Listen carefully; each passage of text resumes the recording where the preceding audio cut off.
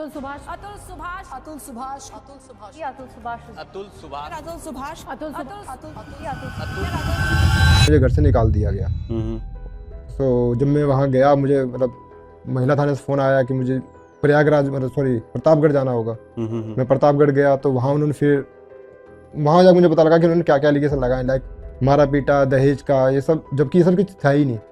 ये सारे फॉल्स बहुत ज़्यादा इस तरह है कि आदमी ही गलत हो सकता है। लेडीज कोर्ट पहले यही कोशिश करती है कि चल जाए, इसीलिए वो मैट्रिमोनी में मीडिएशन में भेजते हैं, जहाँ पे वो आपस में बात करके मामले को सुलझाने की और लड़कियों को साथ जाने के लिए प्रेरित करते हैं। तो कोर्ट इस फैसले में लेते वक्त जब खर्चा बंधवाता है तो सबसे पहले वो लड़की का रहन सहन देखता है कि लड़की की लाइफ साइकिल क्या है, लाइफ स्टाइल क्या है, गाँव में रह रही है, शहर में रह रही है, या कितने बड़े घर से है, कार में चलती है या ऑटो में चलती है। तो आपको जो पहली खर्ची देनी होगी ना, वो 2021 से 2024 तक का देना है पहले तो, उसके बाद फिर वो हर महीने बनेगा। बट अगर शादी ना चले तो कानून बल्कि हमारा ऐसा होना चाहिए कि जिसमें दोनों को ये ना लगे कि पक्षपात हुआ हो। ये तो अभी तो इन्वेस्टिगेशन प्रॉपर हो, फैसले जल्दी हो। जैसे कि मेरे 3.5 साल ऑलरेडी खराब, शादी के 3 साल पहले, फिर 3.5 साल ऑलरेडी खराब हो चुके। अब आगे मुझे क्या आना, मेरा को फ्यूचर अंधकार में। मेरे माइंड में सुसाइडल थॉट आते थे, उससे पहले नहीं आते थे क्योंकि ऑफिस ओपन थे, तो मैं ऑफिस जाता था, लोगों से घुलता मिलता था, तो ये सब चीज़ें माइंड में नहीं आती थी। फिर लगा लॉकडाउन, मेरा ऑफिस चलता था, वर्क फ्रॉम होम, एक बंद कमरे में रहता था, तो हमेशा मेरे माइंड में सुसाइडल थॉट आते थे, हमेशा आते थे। Hello everyone, welcome to new episode of MM dialogue. आज मैं कुछ स्पोर्ट्स से रिलेटेड स्टोरी नहीं सुनाऊंगा या फिर कुछ ऐसे कोई मोटिवेशनल स्टोरी नहीं है मेरे पास, लेकिन अभी रिसेंट टाइम्स में हमारे इंडिया में काफ़ी हॉट टॉपिक था। अतुल सुभाष करके जो थे, उन्होंने जब सुसाइड करा था। ऐसे बीच बीच में ये चीज़ें आती रहती हैं और हम लोग इन चीज़ों को सुनते हैं, बट बोलते हैं ना हमारे देश में एक बीमारी है, वो चीज़ें आती हैं, फिर हमारे कानों से वो जैसे आज सुनी हमने, कल हम उन्हें भूल जाते हैं। फिर कल को अगर कुछ ऐसा केस होगा तो वो ही हमारे साथ इंसिडेंट होगा, रिपीट होगा।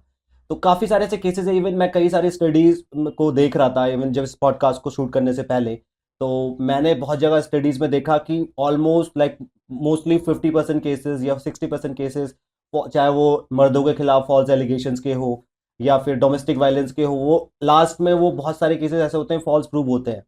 एंड जैसे अतुल सुभाष ने मेंशन करा था कि मतलब किस तरीके से इंडिया का जो लॉ है या फिर स्ट्रिक्ट जो लॉ नहीं है, या फिर कैसे जो वहाँ पे जो लॉज को जो एडमिनिस्ट्रेशन है वो देख रहा है, वो मैनिपुलेट करते हैं या चीज़ों को कैसे घुमाते हैं, कैसे डिलेज होते हैं।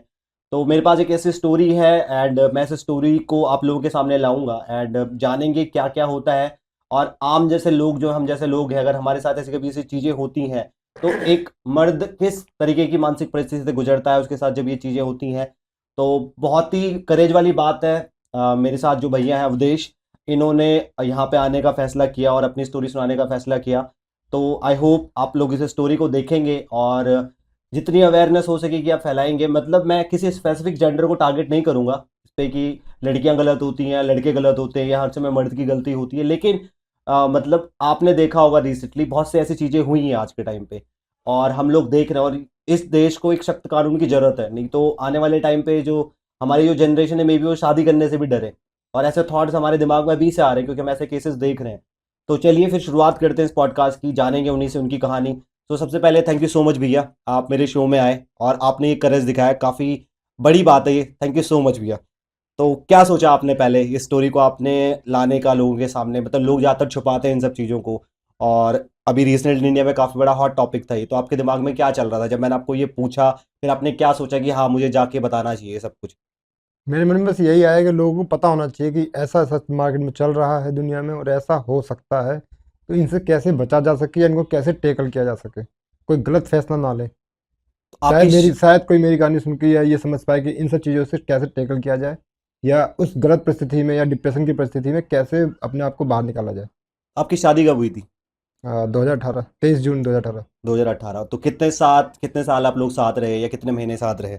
अराउंड 3 साल हम साथ रहे, जिसमें वो 11 महीने खुश में साथ रही, बाकी ज़्यादातर समय अपने मायके में रही। तो आपको शादी से पहले ये चीज़ों का एहसास था? शादी से पहले कुछ ऐसा हुआ था, आपको लगा था कि आगे जाके ये चीज़ें होंगी? नहीं, जस्ट बिकॉज मैंने ऑलरेडी क्लियर किया था कि मैं एक फैमिली मैन हूँ या हमारी जॉइंट फैमिली है, तो she is agree with that. But बाद में फिर वही शादी के जस्ट तुरंत बाद लड़कियां मोस्टली करती हैं अक्सर कि अलग रहना है, अपने सेपरेशन घर चाहिए, मुझे फैमिली से अलग रहना है, सिर्फ तुम और हम, नोट मम्मी पापा, नोट भैया भाभी एंड ऑल। तो ये मैंने कई लोगों से भी सुना है, औरों के साथ भी सुना है। मोस्टली पर्सन अलग हो जाते हैं, कुछ नहीं होते हैं, जैसे मैं नहीं हुआ था, बट मेरे कई फ्रेंड्स ऐसे भी हैं जो अलग रहने लगे। क्या थॉट था जब आपको पहली बार ये मतलब सुनने को मिला उस टाइम पे कि ये सारी चीज़ें आपके साथ होने वाली है, आप कोर्ट में जाओगे? मतलब आपने भी ऑब्वियसली बात है, ऐसी स्टोरी सुनी होगी कि कोर्ट में कोई केस जाता तो कितना लंबा चलता हमारे इंडिया में, और जब आपके साथ ये चीज़ आपने सुनी कि अब मेरा केस भी कोर्ट में जाएगा, क्या दिमाग में थॉट्स थे उस टाइम पे? एक्चुअली शादी के 6 महीने में मेरे को सुना गया था कि शादी में बहुत कुछ गड़बड़ है, ये शायद चल पाए ना चल पाए, चले भी तो काफ़ी मुश्किल से चलेगी। फिर कोर्ट कचहरी के झंझट से बचने के लिए मैंने शादी को थोड़ा संभालने के लिए बर्दाश्त भी किया, चीज़ों को चलाने की कोशिश करी, जिस जिस वजह से 2.5 साल और चली शादी। अदरवाइज लक्षण मुझे 6 महीने में दिख गए थे कि हाँ ये चल नहीं सकता, नहीं चल पाएगा।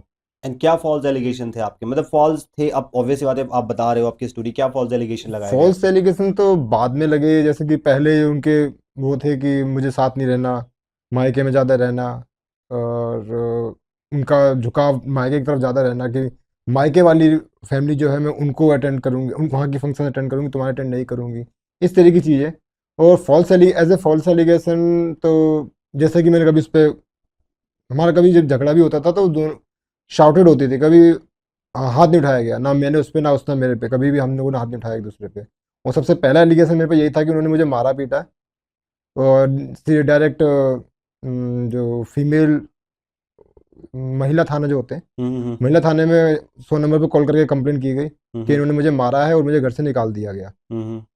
तो जब मैं वहाँ गया, मुझे मतलब महिला थाने से फ़ोन आया कि मुझे प्रयागराज, मतलब सॉरी प्रतापगढ़ जाना होगा। हम्म। मैं प्रतापगढ़ गया तो वहाँ उन्होंने फिर, वहाँ जाकर मुझे पता लगा कि उन्होंने क्या क्या एलिगेशन लगाए, लाइक मारा पीटा, दहेज का, ये सब, जबकि ये सब कुछ था ही नहीं, ये सारे फॉल्स थे।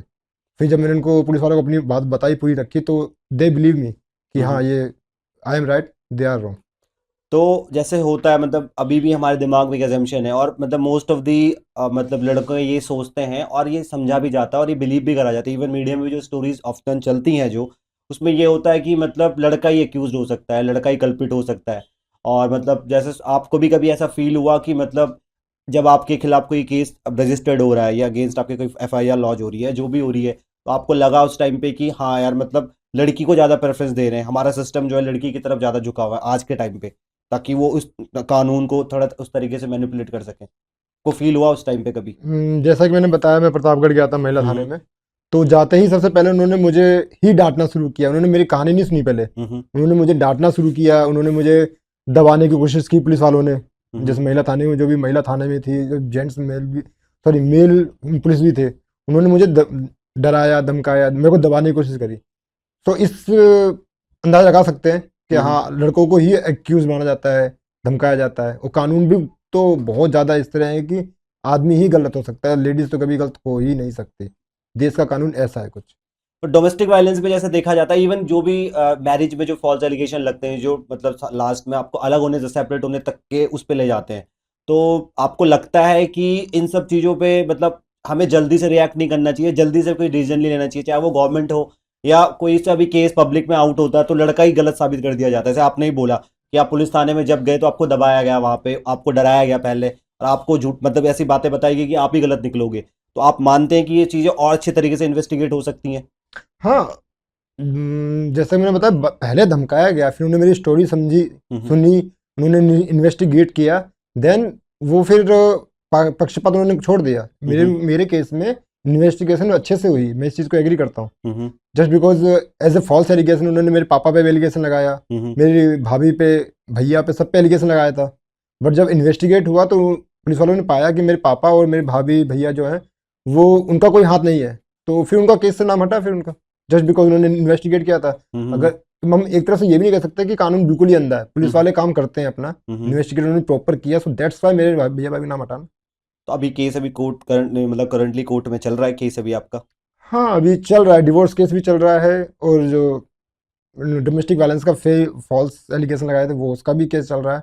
और उनको 3 साल से ऊपर हो गया केस चलते हुए, फॉल्स एलिगेशन और डोमेस्टिक वायलेंस वाला। और साथ ही उनका जो उनके भत्ते, गुजारा भत्ते का वो भी केस अभी हाल ही में ख़त्म हुआ है, जिसके लिए मेरे को खर्चा उनको भुगतना पड़ेगा। अच्छा, वो भी फाइनल हो गया है इसका भी। तो जैसे मतलब मेरे को, मतलब हमने अभी तक सुना, एक्चुअली मेरे को डीपली, या मे बी जो मेरी ऑडियंस होगी, या मेरे को भी डीपली नहीं पता, जैसे कि कभी भी कोई भी तलाक होता है तो हम सोशल मीडिया में खबरें चलने लग जाती हैं। अभी जैसे रिसेंटली ये युजवेंद्र चहल और उनकी बीवी के बीच में, जब उन्होंने एक दूसरे को अनफॉलो कर दिया, तो लोगों को चला कि 50% अब लड़की को जाएगा, 50% लड़की को जाएगा। तो क्या ये बात में सच है, सच्चाई है, या ऐसा कोई लॉ है हमारी कंट्री में कि अगर आप अलग हो रहे हो तो 50% देना ही देना है आपको, चाहे लड़की की भी गलती है, या कुछ ऐसे कुछ टर्म्स एंड कंडीशंस होते हैं? गलती किसी की भी हो, हम्म। जो एलिमनी जो होती है वो हमेशा लड़कों को देनी ही होती है। और वो कितना देनी है, वो उसके जो लड़की है, लेडीज है, उसके जीवन शैली हम्म।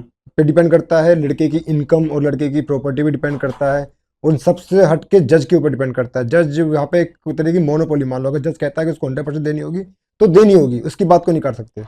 तो यहाँ पूरी पूरी जज के ऊपर है। जज 70% दिलवाएगा, 50% दिलवाएगा, या आपको 10% दिलवाएगा।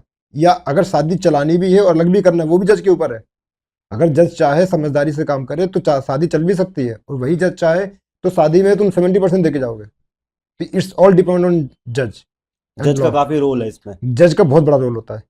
तो जैसे अभी आप ही अपने अतुल सुभाष का केस जो देखा, उसमें था कि मतलब जैसे वो बोल रहे थे कि मतलब जज जो थी उन्होंने सही से फैसला नहीं सुना है, या फिर वो एक मतलब बोलें कि मतलब आउटसाइड ऑफ द कोर्ट वो एक डील करना चाह रहे थे, और काफ़ी उनको जज की तरफ से उनको सहने, मतलब इस तरीके से हालात बना दिए गए थे कि वो मेंटली काफ़ी टॉर्चर हो रहे थे, मतलब उनका केस सेटल नहीं हो रहा था। जब वो तारीख मिल रही थी तो वो तारीख पे वो पहुंच रहे थे, उस दिन उनको वो चीज़ें हो नहीं रही थी, और मतलब 3-4 साल ऐसे ही लग गए। तो ऐसा होता है कोर्टों में, ऐसा होता है, आपने फील करा है कभी ऐसा कोर्ट्स में? हाँ, ऐसा होता है। जैसे कि मेरे केस में क्या है कि तारीखें बहुत लगी, फैसले जल्दी नहीं आए। हम्म। हाँ, जज का ये अच्छा रहा कि उन्होंने पक्षपात नहीं किया अपने फैसले में, उन्होंने हम्म। प्रॉपर इन्वेस्टिगेट किया अच्छे से।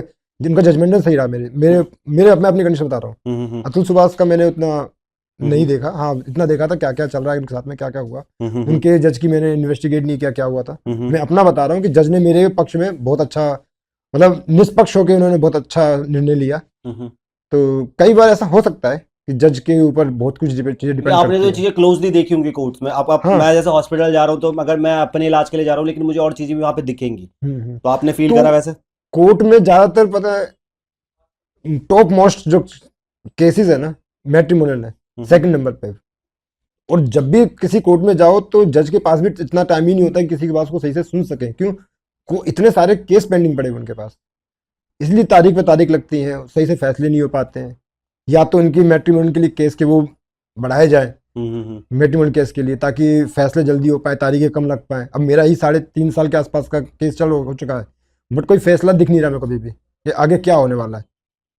अब तो शादी भी नहीं कर सकते अभी दूसरी? शादी भी नहीं कर सकते, उम्र भी हो रही है, 35 का मैं ऑलरेडी होने वाला हूँ। और अभी भी कोई फैसला मुझे नहीं पता अगले 7 साल में भी कोई फैसला आएगा। क्यों? 3.5 साल में अभी तक कुछ रिजल्ट नहीं आया मेरे सामने, अभी तक आगे भी नहीं आने वाला है। कितनी तारीखें मिल चुकी हैं अभी? आप तो कितनी तारीखों पे जा चुके हैं आप कोई ऑलमोस्ट? काउंट नहीं है। मोस्ट ऑफ द टाइम मेरे वकील ही जाते हैं, क्योंकि बहुत दूर है मेरा, प्रतापगढ़ पड़ता है। तो तो यहाँ से प्रतापगढ़ आप जाते हो, मैं मतलब प्रतापगढ़ दिल्ली से जाता हूँ, ऑलमोस्ट ये कम से कम 700 किलोमीटर के आसपास 700 किलोमीटर आप जाते हो? है। और आप बोल रहे मोस्ट हो of the time security wise, क्योंकि जस्ट बिकॉज मुझे एक थ्रेट भी दिया था मेरी वाइफ ने कि तुम प्रतापगढ़ आओ तो बताती हूँ, तो दैट्स वाई मुझे हमेशा गाड़ी करके जाना पड़ता है। कई बार बुकिंग करके ले जाता हूँ, कभी किसी फ्रेंड की ले जाके जाता हूँ, पर गाड़ी से जाना पड़ता है सिक्योरिटी वाइज। ट्रेन से नहीं जाता मैं, इसीलिए कि क्योंकि थ्रेट मिले हुए हैं, अगर अचानक से निकलना हुआ सीरियस तो निकल नहीं पाऊंगा। तो दैट्स ये भी एक तरह का मेरे लिए बहुत मुश्किल चीज़ है, इस चीज़ को टैकल करना।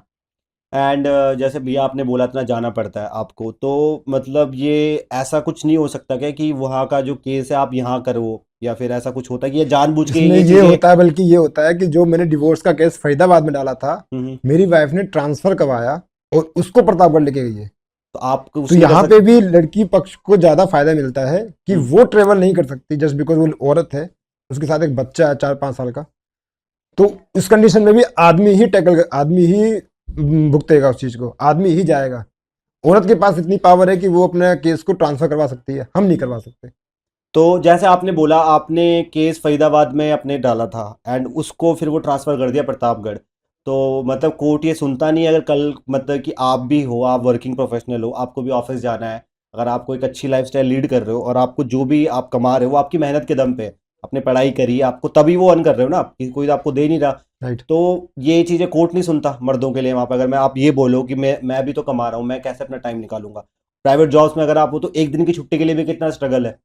नहीं, वहाँ हम उसको एक चैलेंज नहीं कर सकते उस चीज़ को। अगर हम चैलेंज करने जाएंगे तो हम अपने 3-4 महीने और खराब करेंगे। वो फैसला वही आना है, जैसा कि मेरे वकील ने मुझे सजेस्ट किया कि आप इसको चैलेंज मत करो। चैलेंज करोगे तो आपके 6 महीने बर्बाद होंगे, पैसा बर्बाद होगा, और होना वही है, ट्रांसफर ही होता है। 95% चांस है, 5% का रिस्क मत लो। और आपके 6 महीने खराब इसमें होगा, जो पैसा खराब लड़की होगा। वाले हैं, जो लड़की का लॉयर है, वो क्या दलील देता है कि क्यों करवाना है?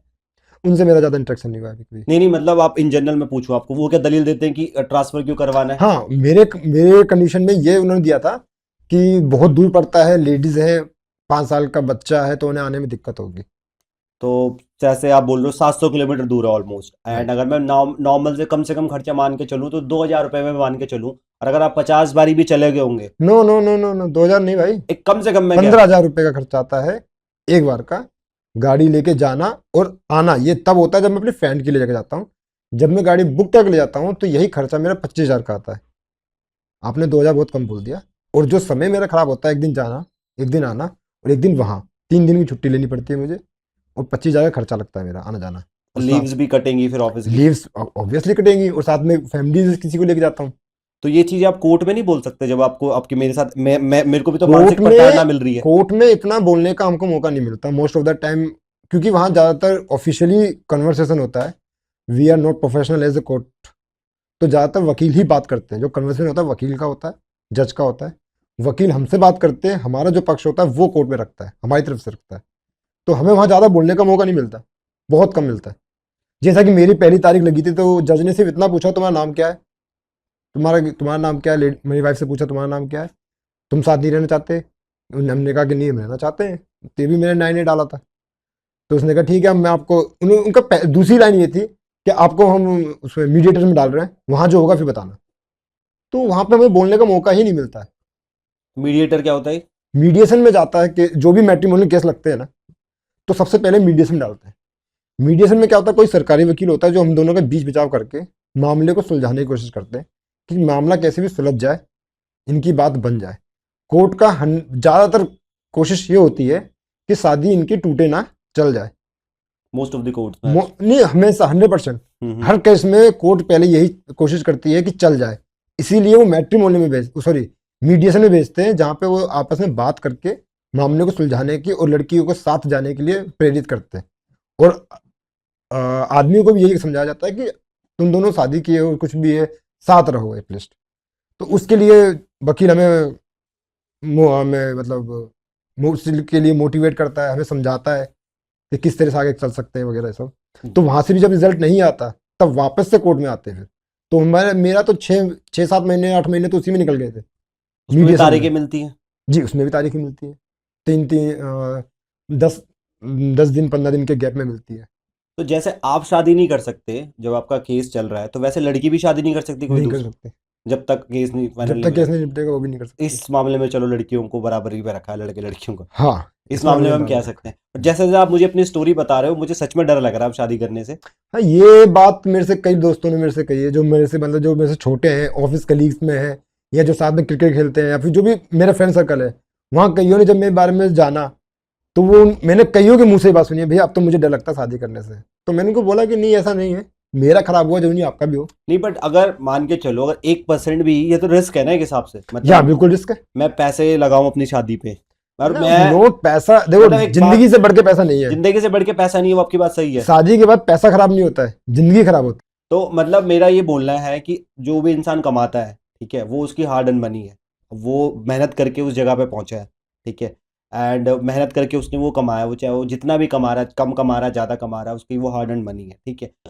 उसके बाद ट्रैवल पे उसका खर्चा होगा, वो जाएगा। उसके बाद उसको मेरा जो पर्सनल थॉट है, ये मेरा पर्सनल थॉट है, मैं ये मानता हूँ, मतलब मैंने जो केसेस सुने हैं, जैसे कि लड़की बोल रही है कि मेरा पति इतना कमा रहा है, तो वो मुझे, अगर वो 50 करोड़ कमा रहा है तो 25 करोड़ मुझे दे।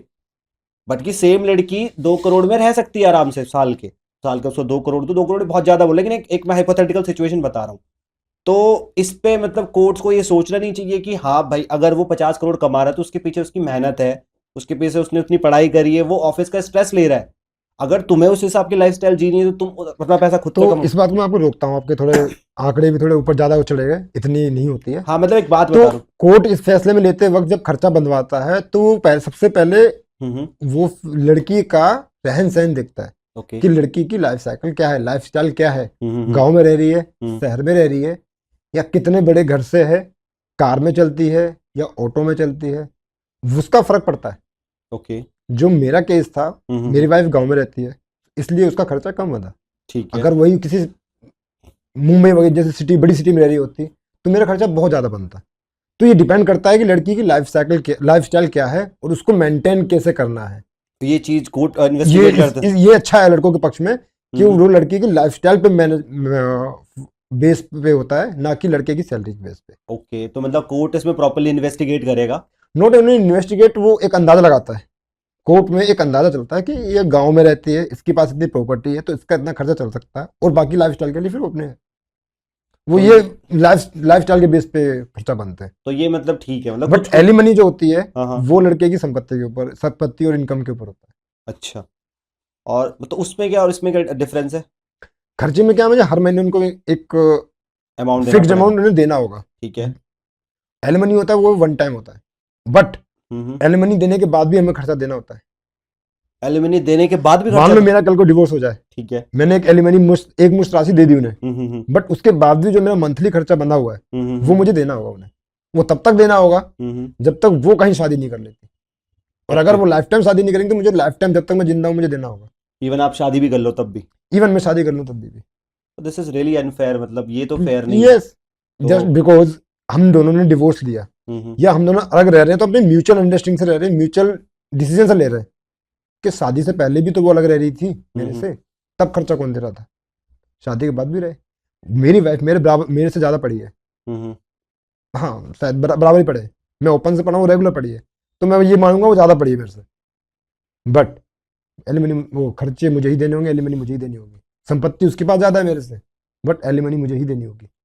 तो मुझे एक बात बताओ भैया, जैसे कि कोई केस हो रहा है, जैसे डिवोर्स का केस, किसी मतलब वाइफ ने फाइल करा है कि मुझे डिवोर्स चाहिए, बट आपकी कोई गलती नहीं है, मतलब आप बोल रहे हो कोर्ट में कि मेरी कोई गलती नहीं, मैं डिवोर्स नहीं चाहता इससे, मैं इसके साथ रहना चाहता हूँ।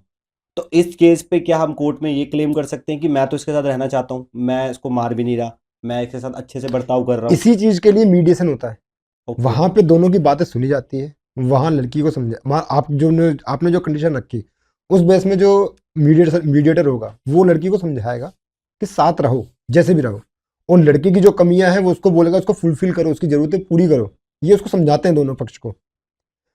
उसके बाद भी अगर लड़की राजी नहीं है साथ जाने के लिए तो उसका कोई रीजन होगा परफेक्ट। नहीं, मेरा जज उसको सुनता है। मेरा क्वेश्चन ये है, जैसे मान के चलो कोई डिवोर्स फाइल कर रही है लड़की, ठीक है, आप हर जगह से सही हो, कोर्ट भी बोल रहा है आप सही हो, ठीक है, मतलब जो मीडिएटर उसने बोला कि लड़का तो चाहता रहना साथ में और लड़का कुछ गलत भी नहीं कर रहा और लड़का चेंज होने के लिए भी रेडी है, उस केस में भी अगर आप कोर्ट में ये बोलते हो मैं तो डिवोर्स नहीं चाहता, मैं इसको छोड़ना नहीं चाहता, उस केस में भी फिर आपको पैसा देना पड़ेगा?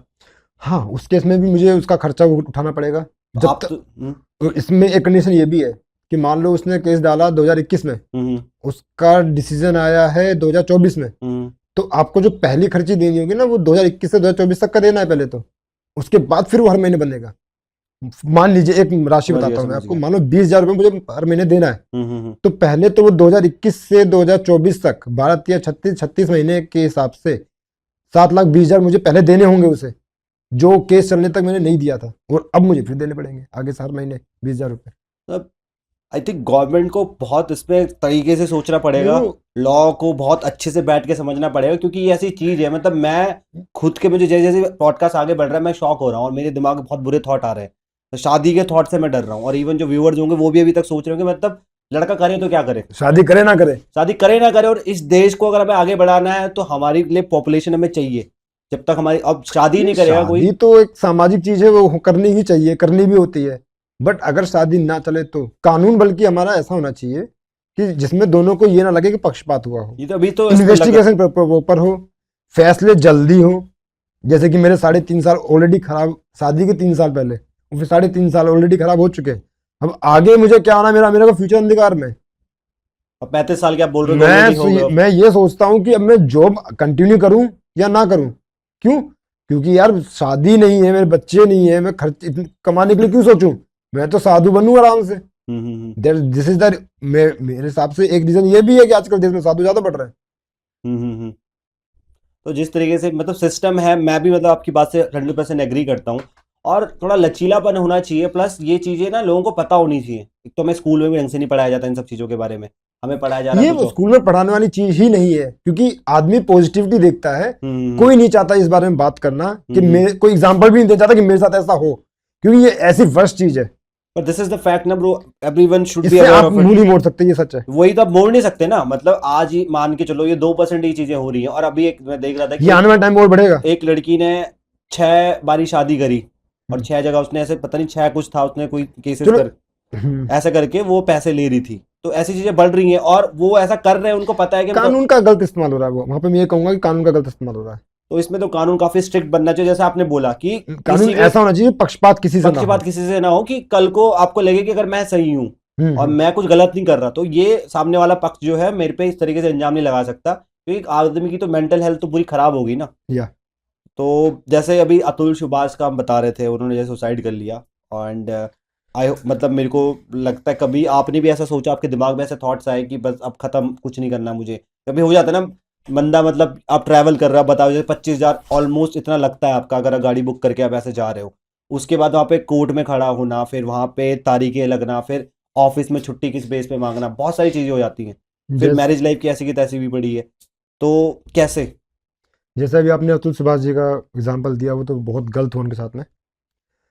मेरा अतुल सुभाष जी से बहुत पहले ही ये ख्याल आए थे, जब उस समय मेरी मतलब हमने केस वेस नहीं डाला था, कोई पुलिस केस नहीं हुआ था, हम साथ में मतलब शादी चल रही थी, मेरा उसी समय पे ऐसे ख्याल आते थे, जस्ट बिकॉज वो मेरे साथ नहीं रहती थी, वो मायके में ही रहती थी। मुझे और भी चीज़ें पता थी उसके बारे में, जिसकी वजह से मुझे लग रहा था शादी नहीं चल पाएगी। तो उसी समय पे सुशांत सिंह राजपूत ने भी सुसाइड किया था। ऑन द सेम टाइम मेरे ख्याल में भी आता था। तो मेरे साथ ये करीब 1-1.5 साल चला कि मेरे माइंड में सुसाइडल थॉट्स आते थे। उससे पहले नहीं आते थे क्योंकि ऑफिस ओपन थे, तो मैं ऑफिस जाता था, लोगों से घुलता मिलता था, तो ये सब चीज़ें माइंड में नहीं आती थी। फिर लगा लॉकडाउन मेरा ऑफिस चलता था, वर्क फ्रॉम होम, एक बंद कमरे में रहता था, तो हमेशा मेरे माइंड में सुसाइडल थॉट आते थे, हमेशा आते थे। और ये 1.5 साल तक मेरे पास मेरे माइंड में आए। कभी लगता था कि छत से जाके कूद जाऊं, फिर कभी लगता था कि बिजली का तार पकड़ लूं क्या, और भी कई सारी चीज़ें जो नहीं बोलना चाहिए ऐसे, जो कि बहुत गलत चीज़ है, नहीं आनी चाहिए। जस्ट बिकॉज मैं उससे निकल गया तो मुझे लगता कि ये बहुत गलत चीज़ है। और फिर मैं उससे मेरे को सिर्फ एक चीज़ ने बचाया, वो ये था कि मेरे बाद मेरी वाइफ को फ़र्क तो नहीं पड़ेगा, मेरे पापा को फ़र्क पड़ेगा। मेरे को पैदा मेरे पिताजी ने किया है, ना कि मेरे वाइफ ने। तो मैं आज जिंदा हूँ अपने पिताजी के लिए, ना कि अपने वाइफ के लिए। आपने बीच में एक बात कही थी कि इंसान की गाड़ी कमाई होती है, मेहनती कमाई होती है, वो जाती है। तो यहाँ पे अतुल सुभाष जी की बात में रखना चाहूंगा। उन्होंने ये कहा था कि मैं अपने ही पैसों से अपने दुश्मनों को मजबूत कर रहा हूँ, अपनी कबर खोद रहा हूँ। ये ख्याल मेरे को 2 साल पहले आ गया था। जब मैंने उनकी बात कही, मेरे को ये लगा कि यार ये सेम बात तो वो भी बोल रहे हैं। जो उन्होंने कर लिया, मैं उस चीज से बाहर आ गया, बच गया।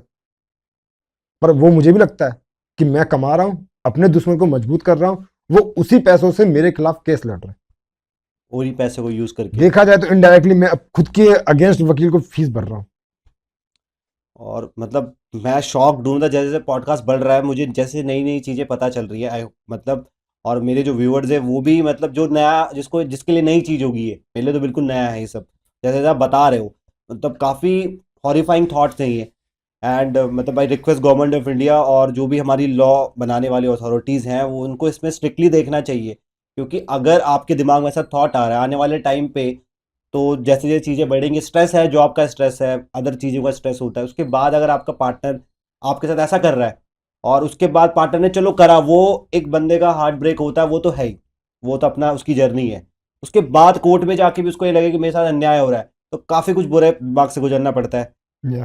तो मतलब काफ़ी मतलब, और आपने एक बहुत ही अच्छा मैसेज दिया, मतलब sorry to cut you off, कि मतलब जैसे भैया ने बताया कि अगर आपके दिमाग में ऐसे थॉट्स आ रहे हैं, आप उस टाइम पे प्लीज़ प्लीज़ जो भी मेरी वीडियो देख रहा है अभी, और कोई ऐसा बंदा देख रहा है जिसके दिमाग में ऐसे थॉट्स आ रहे हैं, देखो उन्होंने जैसे बताया कि मम्मी पापा सबसे बड़े हैं, और आप अपने माँ बाप का सोचो। ऐसे थॉट्स अगर आपके दिमाग में आ रहे हैं, सबसे पहले आप उनके बारे में सोचो, लाइफ तो चलेगी, लाइफ को चलना ही पड़ेगा, और एक दिन में लॉ नहीं बदलेगा और एक दिन में चीज़ें नहीं सुधरेंगी। लेकिन अगर हम ऐसी आवाज़ उठाते रहेंगे, मेरा बेसिकली जो ये पॉडकास्ट करने का मेरा जो मतलब था वो यही था। जनरली मैं ऐसे पॉडकास्ट नहीं करता, लेकिन लोग अवेयर हो सकें और हम मर्दों की परेशानियां जो इस देश में बढ़ती जा रही हैं चीज़ों से रिलेटेड, वो लोगों को पता चल सके। तो सॉरी भैया, आपको कुछ बता रहे थे आप। मैं इसी आपकी बात को कंटिन्यू करने वाला था, उसी बात को बोलने वाला जो आपने बोला है हम्म। कि ये थॉट मन में नहीं लाने चाहिए, ये बहुत गलत है। दुनिया बहुत सुंदर है। मुझे मेरे फ्रेंड, उन्होंने मुझे एक ही चीज़ सजेस्ट करी कि घूम, कमरे से बाहर निकल, एक्सप्लोर कर लाइफ को, दुनिया को। और जब उनकी बात मुझे टच हुई, मैंने एक्सप्लोर करना शुरू किया, तो आज मैं करीब 1.5 साल के अंदर, 1.5-2 साल के अंदर मैं 12 ज्योतिर्लिंग के दर्शन कर चुका हूँ। कई जगह जाकर रह चुका हूँ, थोड़ी बाहर एक्सप्लोर चीज़ें कर चुका हूँ, बहुत सारी चीज़ें। और अब मुझे लगता है कि अच्छा हुआ मैंने सुसाइड नहीं किया। दुनिया बहुत बड़ी है, बहुत कुछ है जीने के लिए, बहुत कुछ है देखने के लिए। तो उसके आगे सुसाइड बहुत छोटी चीज़ है। ये डिप्रेशन नाम की जो चीज़ होती है ना, इससे निपटना चाहिए, लोगों से बात करना चाहिए, साइकाइट्रिस्ट से भी बात करनी चाहिए, इसमें कोई शर्माना नहीं चाहिए। मैंने बहुत डरते डरते भी एक बार साइकाइट्रिस्ट से संपर्क किया था, बट फिर मुझे अपने आप में लगता था कि यार किसी को बताऊंगा तो मैं पागल कहलाऊंगा, ये सब मन में ख्याल आए। फिर मैंने उनसे कट ऑफ कर लिया बात। उनका फ़ोन आता था साइकाइट्रिस्ट का, क्या कांटेक्ट करने के लिए, कि उनको डर था कि मैं डिप्रेशन में हूँ, कहीं मैं कुछ कर ना लूँ। बट मैंने कट ऑफ कर दिया था क्योंकि मुझे अपने आप में शर्म आती थी, डर लगता था। तो इंसान को इसी से घबराना नहीं चाहिए, सोचना नहीं चाहिए, उनको कांटेक्ट करना चाहिए। अपने बड़े से बात करें, पापा से बात करें, बड़े भाइयों से बात करें, छोटे भाई से, दोस्तों से बात करें। बात करने से ही दुख बढ़ता है। पहले भी कहा गया था कि दुख बांटने से बढ़ता है, और ये सच है। लोगों से बात करें, चीज़ों को एक्सप्लोर। हर किसी से नहीं बात कर सकते इस बारे में, क्योंकि कुछ आपके उपहास हो करेंगे, वो आपको और नेगेटिविटी में ले जाएगा। आप पहले अपने अच्छे दोस्त चुनें, उनसे बात करें। और इन सबसे बढ़कर जो एक सबसे एक पॉइंट में मिस कर गया डिप्रेशन से बाहर निकलने के लिए, वो है अध्यात्म। अध्यात्म को चुनें। आप जब पूजा पाठ करेंगे, भगवान के साथ जुड़ेंगे, तो आप इन सब चीज़ों से आगे निकल जाएंगे। क्योंकि जीवन मृत्यु भगवान के हाथ में है, तो उन्हीं के हाथ में रख दो। बाकी उनकी बनाई हुई दुनिया है, उसको एक्सप्लोर करो, उनको पूजा करो उनकी, तो आप इन सब चीज़ों से बाहर निकल जाएंगे। बहुत छोटी चीज़ है ये। जब तक मैं उसमें था, मुझे लगता था कि मैं कैसे करूँगा, क्या करूँगा। अब मुझे कल की चिंता नहीं है। मैं कल को अगर मेरी वाइफ केस जीत जाती है, मुझे जेल भी हो जाए, मुझे खुद कोई दुख नहीं है। क्यों? मैं भगवान के भरोसे हूँ। तो अध्यात्म काफ़ी मदद करता है इन सब चीज़ों में। हाँ, पिछले 2.5 साल से मुझे अध्यात्म ने बहुत मदद की है। आपने अध्यात्म, और मैं आपको पर्सनली भी थोड़ा जानता हूँ, तो आप स्पोर्ट्स में भी काफ़ी एक्टिव रहते हो काफ़ी हाँ, टाइम से। मेरा वो बस्ट क्या बोलते हैं वो, स्ट्रेस जो होता है। Stress buster. Hmm. Cricket is like stress buster for me, so that's why जब भी मुझे मौका मिलता है खेलने का, वीकेंड पे मैं मैच कभी मना नहीं करता, मैं खेलता हूँ, जस्ट बिकॉज मैं थोड़ा सुकून मिलता है, अपने दुख से बाहर निकल पाता हूँ। क्योंकि आज भी जब मैं उस कमरे में बंद होता हूँ, काम कर रहा होता हूँ, तो हर टाइम मेरे को वही ख्याल आते हैं उल्टे गलत, जिनको मैं 2 दिन में अपने बस्ट करता हूँ। तो how does a like a male process a heart break, मतलब कैसा जब लगता है और कैसे करता है? मतलब हम लड़कों के पास ज़्यादातर ऑप्शन भी नहीं होते, तो आपका क्या मतलब, अगर आप बताना चाहते हो बता सकते हो, नहीं तो it's totally up to you. Actually क्या है, लड़के घर में किसी से बता ही नहीं पाते हैं कि मेरे साथ ये हो रहा है। जब मेरे साथ ये स्टार्ट हुआ था, मैंने करीब 1.5-2 साल तो घर में किसी को बता ही नहीं पाया। और हिम्मत ही नहीं होती थी, या मुझे लगता था किसको बताऊं। भाई हैं, वो बचपन से साथ रह रहे हैं, उनको कैसे बताऊं ये चीज़ें क्या क्या घट रही है मेरे साथ। और जब मैंने एक बार हिम्मत करके पापा को बताया भी कि मेरी वाइफ से मेरी नहीं बन रही है, वो बहुत ज़्यादा बदतमीजी करती है, आपके लिए भी, फैमिली के लिए भड़काती है, या वो मायके ज़्यादा रहती है, मेरे साथ नहीं रहती है, तो मैं उनको जैसे तैसे मैंने डरते डरते बताया, तो उन्होंने मुझे डांटा ही था करके कि ऐसा नहीं है, डिवोर्स नहीं लेना चाहिए, साथ में रहो, कैसे भी रहो। मतलब उन्होंने पहले बहुत कोशिश की, उन्होंने मुझे डांटा, समझाया कि शादी को चलाओ, अलग मत हो। उन्होंने कई बहाने दिए साथ रहने के, बट फिर वही बदतमीजी जब मेरी वाइफ ने मेरे पापा के सामने करी, तब मेरे पापा को समझ में आया कि हाँ नहीं, अब देश को अगर आगे अच्छी लाइफ जीनी है तो अलग रहना ही बेहतर है। तब मैं इस फैसले पे पहुंचा। तो अभी आप मतलब खुश हो कि चलो ये बाद में होना था, ये पहले हो गया, और अब आप अपनी लाइफ को अच्छे से लीड कर रहे हो? मैं बल्कि खुश तो नहीं हूँ, क्योंकि अभी भी मैं उस दलदल में फंसा हुआ हूँ। खुश उस दिन होऊंगा जिस दिन मैं इस दलदल से निकल जाऊंगा, और शायद ही मैं दूसरी शादी करूंगा, क्योंकि मेरी शादी से बहुत डरता हूँ मैं। किसी की शादी में नहीं जाता हूँ मैं, कि मेरी शादी मेरे को याद ना आ जाए। तो शादी तो दूसरी नहीं करने वाला मैं, बट मैं खुश बहुत हूँ। पर उतना भी नहीं है, अभी दलदल में हूँ मैं। जिस दिन दलदल से निकल जाऊंगा ना, उस दिन मुझे लगेगा कि मैं आज बहुत खुश हूँ। कोई लड़का जैसे भी किसी लड़की को मतलब शादी करने के लिए देख रहा है, या शादी जब उनकी शादी की बात चल रही है और देखने जा रहा है, तो क्या क्या उसको सोचना चाहिए उस टाइम पे? आपके क्या थॉट्स हैं कि आगे इन सब चीज़ों से बचे, या क्या क्या एक आपका पार्टनर आपको पहले ही सिग्नल दे देता है कि मैं ऐसा कर सकती हूँ बाद में, जो मे बी आपने इग्नोर करे होंगे उस टाइम पे, या है ना? और मतलब लोग लुक्स पे ज़्यादा जाते हैं, क्या आपके लिए मैटर करता है? और क्या आप एक मतलब आप ऑलमोस्ट यू 35 है ना, आप उस चीज़ से निकल रहे हो, और इंडिया में जो बेसिक लोगों का जो डर है वो आप जी रहे हो उस डर को। मेरा जो जैसे लड़कों का जो डर है, और बहुत से लड़के ऐसे हैं, तो डर बनता जा रहा है, दिन प्रतिदिन ये डर बढ़ता जा रहा है, और जैसे जैसे केसेस आएंगे I am very much sure कि ये चीज़ें और बढ़ेंगी और लड़के और डरेंगे इन सब चीज़ों से। आप क्या, आपके क्या थॉट्स हैं? क्या चीज़ें देखे कोई भी शादी करने से पहले अपने पार्टनर में? सबसे पहले तो शादी से पहले लड़का लड़की को छोड़ो, उनकी फैमिली को पकड़ो।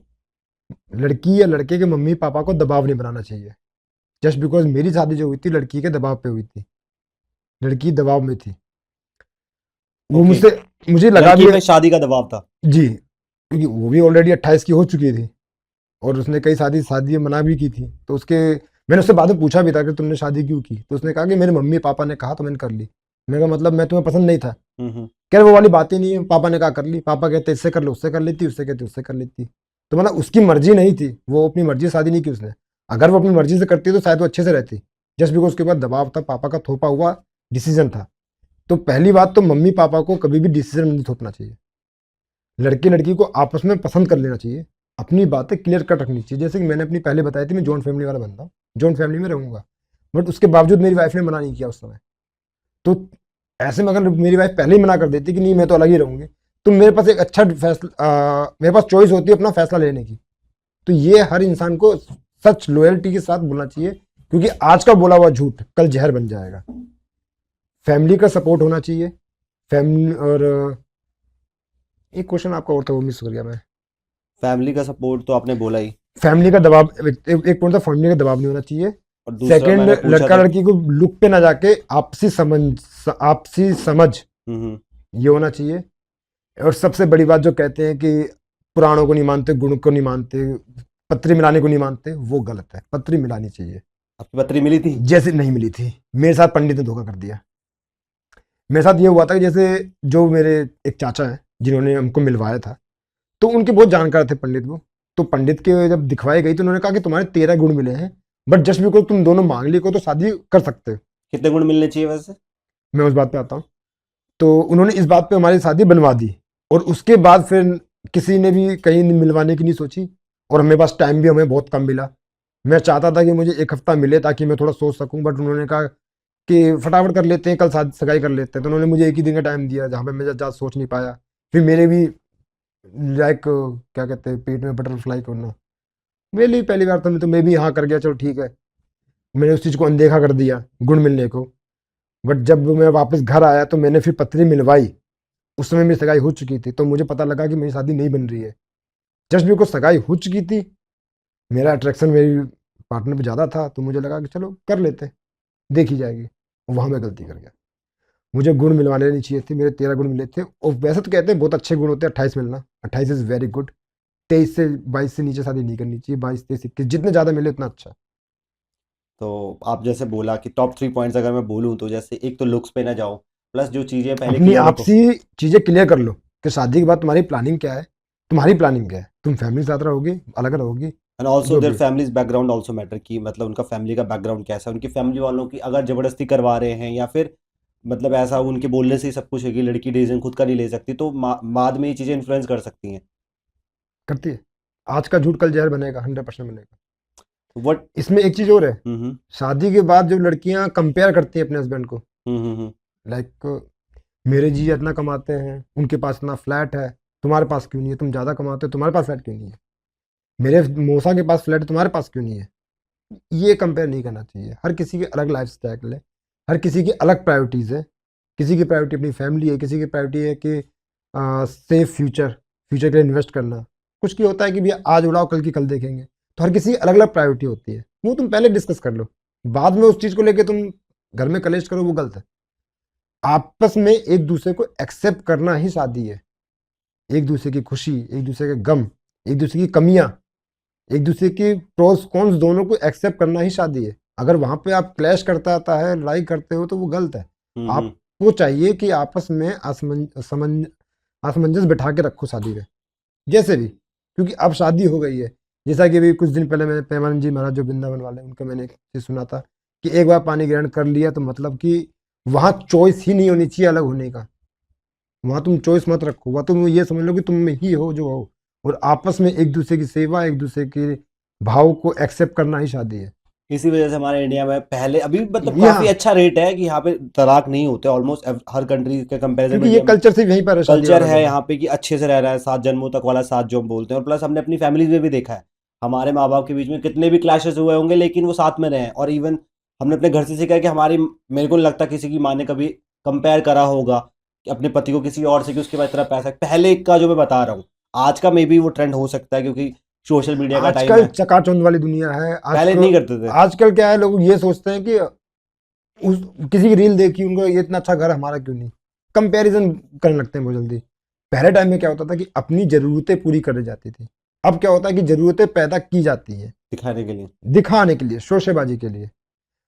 अब बात करते हैं मम्मी पापा के जमाने की। मैंने कभी नहीं देखा आज तक मेरे मम्मी या पापा को आपस में किसी भी पॉइंट के लिए झगड़ते हुए कि तुमने ये नहीं दिलाया, तुमने वो नहीं दिलाया। जब मेरे पापा ने अच्छा कमाया तो मेरी मम्मी ने घर बनवाया, अपनी फैमिली को स्ट्रांग किया, गांव में भी यहाँ पे भी। जब मेरे पापा की नौकरी छूट गई, पैसा आना बंद हो गया, तो जो मम्मी की बचाई हुई सेविंग थे उससे भी घर चलाया।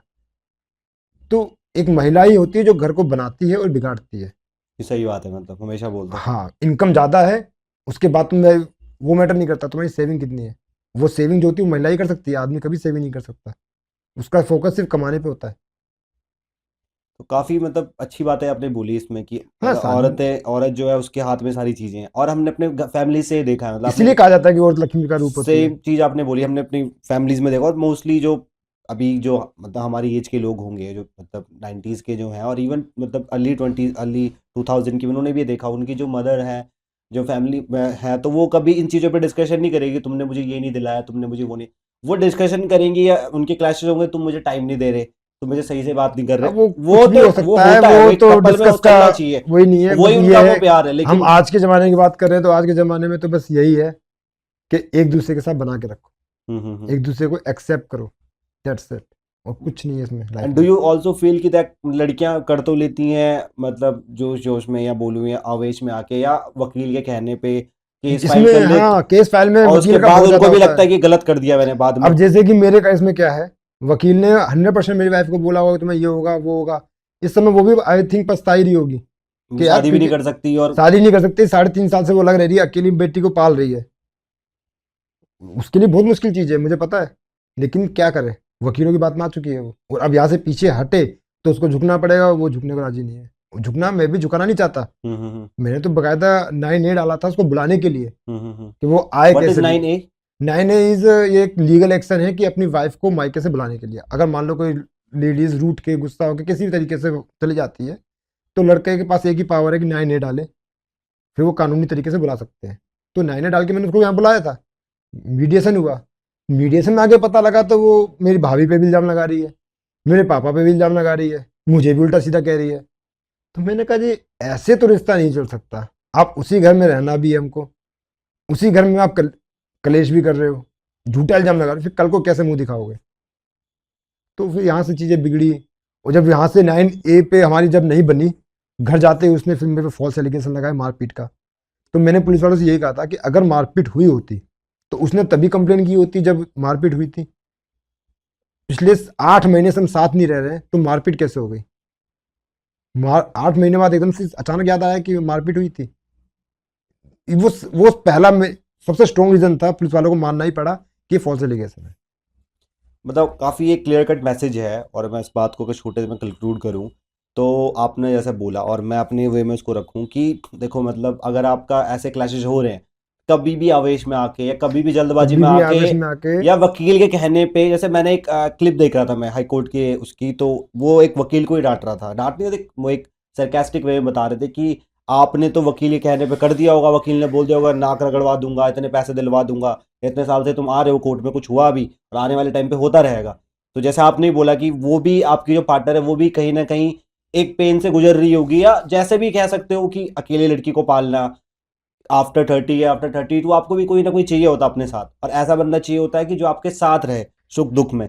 तो मतलब एक सिंपल सा मैसेज है कि अगर आप ऐसे चीज़ फील कर रहे हो तो ये चीज़ों से थोड़ा बचो और इन अवॉइड करने की कोशिश करो और रिश्ते को बचाने की कोशिश करो, क्योंकि हमारा जैसे आपने शुरू में हमने डिस्कस करा, लॉ इतना फ्लेक्सिबल नहीं है और वो चीज़ों को बढ़ाते जाएगा, और इतनी हमारे पास मैन पावर भी नहीं है लॉ में भी कि हर चीज़ के लिए अलग से कुछ हो, इतने सारे केसेस पेंडिंग पड़े हुए हैं। तो काफ़ी अच्छा मैसेज है आपका ये। तो ओके भैया, तो मेरा लास्ट क्वेश्चन है आपके लिए, और मतलब इन जनरल अगर कोई भी व्यूअर है वो देख रहा है, उतनी सारी उसने चीज़ें सुन ली हैं, और जैसे मैंने शुरू में बोला था कि मैं किसी जेंडर को स्पेसिफिकली टारगेट नहीं करूंगा, क्योंकि जरूरी नहीं कि लड़की गलत हो, जरूरी नहीं कि लड़का ही गलत हो।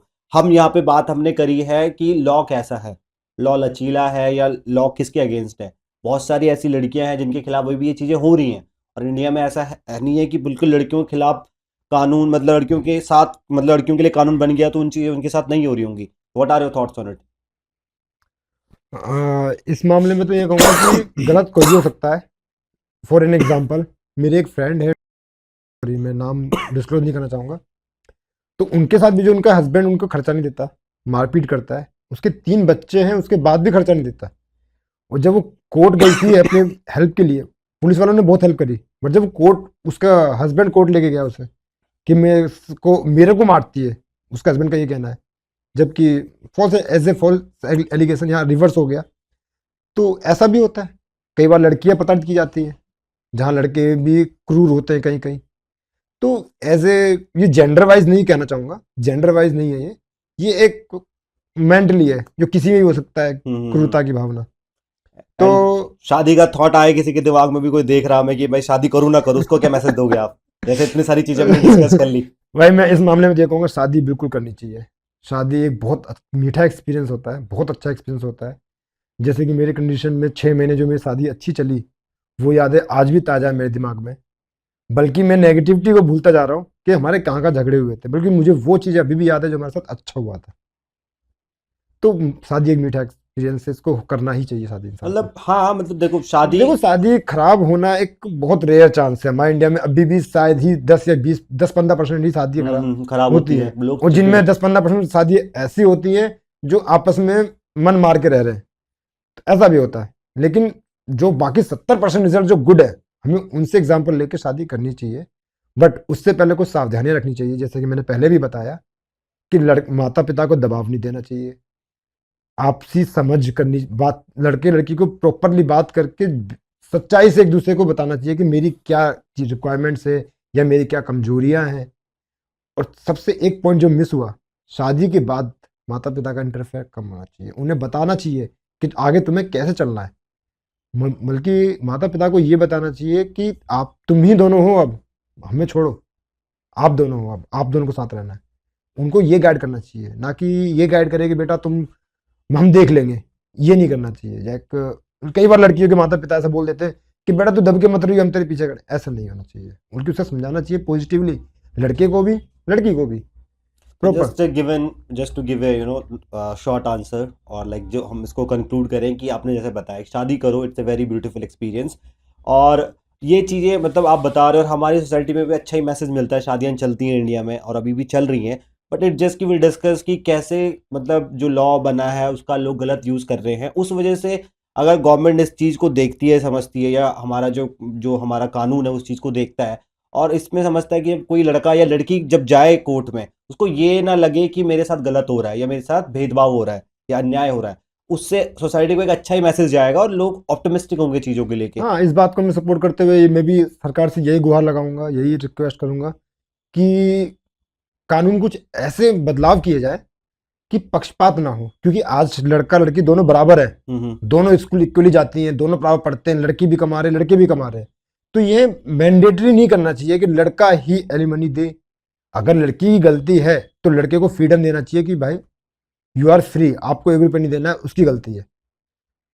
फॉर एग्जाम्पल, कोई लड़की किसी लड़के को चीट कर रही है, उस कंडीशन में भी लड़का एलिमनी दे रहा है, उसे महीने का खर्चा दे रहा है, तो ये न्याय नहीं है, ये अन्याय है। ये अन्याय। लड़का तो रहना चाहता है ना। अगर लड़का क्रूरता कर रहा है, उसे मार रहा है, और लड़की इस डर से रह रही है कि मम्मी पापा क्या कहेंगे, समाज क्या कहेगा, वो भी गलत है।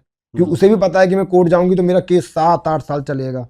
तो एक गुहार ये है कि इस चीज को फास्ट ट्रैक पे निपटाना चाहिए। जैसे कि मेरे अपनी कंडीशन में एग्जांपल दूं, जब मेरा मीडिएशन हुआ, मीडिएशन मेरा सक्सेसफुल नहीं हुआ, तो वहां मैं ये चाहता था कि कोर्ट अग्रसर आए, 3-4 तारीखों में मामला निपटाए, कि या तो साथ रहो या अलग रहो, बीच में मत रहो। मीडिएशन हुए हमें 3 साल हो गए, 3 साल तक हम बीच में ही तो हैं। एटलीस्ट कोर्ट को चाहिए था एक न्याय हो जाए, या तो आप अपने घर रहो या आप अपने ससुराल में रहो। और ये डिसीजन मैंने भी आरती को दिया, सॉरी मैंने अपनी वाइफ को दिया था कि आप आइए, साथ रहिए, जो बदलाव करना है वो करेंगे। बट वो नहीं हो पाया, चीज़ें नहीं चल पाई जिस वजह से। तो मैं भी यही मतलब कोर्ट से, सरकार से यही गुहार है कि इस चीज़ को फास्ट ट्रैक पे लिया जाए, जिंदगियां खराब ना हो, जल्द से जल्द फैसले लिए जाए। That's it. और वकीलों से भी एक हाथ जोड़कर प्रार्थना है कि भड़काया ना जाए। मैंने केस लगाने से पहले 3-4 वकीलों के पास गए, तो वकीलों के बड़े बड़े बोल थे, हम ये कर देंगे, हम वो कर देंगे, जो कि वो फेक था, समझ में आया। फिर मेरे पिताजी के एक दोस्त थे, मैं उनके पास गया, तो उन्होंने मुझे बहुत सही सलाह दी कि आप 2-3 महीने रुको, पहले उस चीज़ को ठंडा होने दो, गर्मा गर्मी में फैसले मत लो। तो 6 महीने उन्होंने मुझे टाला कि आप 6 महीने ठंडे दिमाग से फैसले लो। उन्होंने 3 बार मुझे वापस भेजा कोर्ट से कि आप अभी कोर्ट केस मत डालो और सोच लो। तो कुछ वकील अच्छे भी होते हैं, कुछ ऐसे भी होते हैं जो हवाबाजी करते हैं।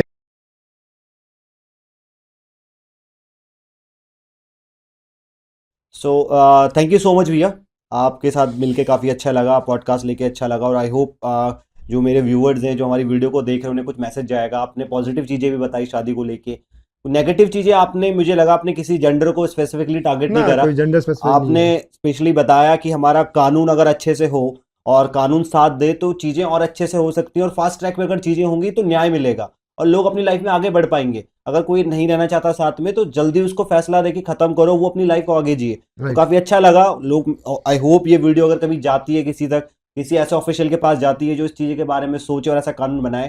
तो thank you so much guys, अगर आप मेरी वीडियो को अभी तक देख रहे हैं, और ऐसी मेरी वीडियोस को प्यार देते रहिए। और प्लीज़ मेरे वीडियो में आप कमेंट करिए, लाइक करिए मेरी वीडियो को, मेरे चैनल को सब्सक्राइब करिए। अगर आप जितना सब्सक्राइब करेंगे, मेरे चैनल को लाइक करेंगे और मेरी वीडियोस को शेयर करेंगे, मुझे एक अलग से मोटिवेशन मिलेगी और मुझे और अच्छा काम करने का मौका मिलेगा और एक अच्छा काम करने की मोटिवेशन आएगी।